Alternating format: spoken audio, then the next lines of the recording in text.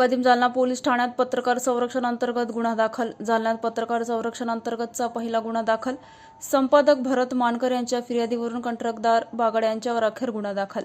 आज दिनांक 17 फेब्रुवारी रोजी दुपारी 1 वाजता मिळालेल्या माहितीनुसार जालना शहरातील जिल्हा परिषदेचे बांधकाम विभागात कामाची माहिती घेण्यासाठी गेले असताना कंत्राटदार बागड यांनी पत्रकार भरत मानकर यांना धक्काबुक्की करत शिवीगाळ केली असताना जालन्यातील सर्व पत्रकार आक्रमक भूमिका घेत जिल्हा पोलीस अधीक्षक आणि कदीम जालना पोलीस ठाण्याकडे वारंवार निवेदन दिले होते।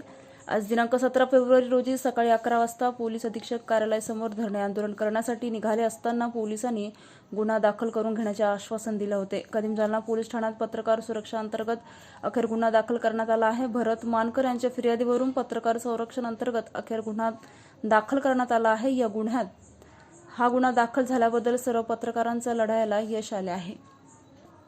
मित्रांचे सर्वप्रथम आभार, कारण सगळ्यांनी सकाळी 10 वाजेपासून वेळात वेळ काढून या गुन्हा दाखल करण्यासाठी वेळ दिला, त्याबद्दल सर्व पत्रकार मित्रांचे व प्रेस काउन्सिल ऑफ महाराष्ट्र याचे जिल्हाध्यक्ष दीपक शेळके आणि इंडियन जर्नलिस्ट असोसिएशनचे जिल्हाध्यक्ष आमिर खान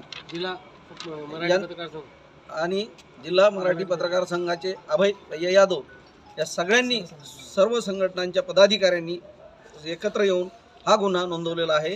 या गुन्हा नोंदवण्यामुळे आज एक मेसेज गावामध्ये असा जाणार आहे की पत्रकाराबद्दल कोणी भ्रशब्द काढू नये, आणि काढण्याचा प्रयत्न केला तर अशा पद्धतीने पुन्हा गुन्हा दाखल होऊ शकतो।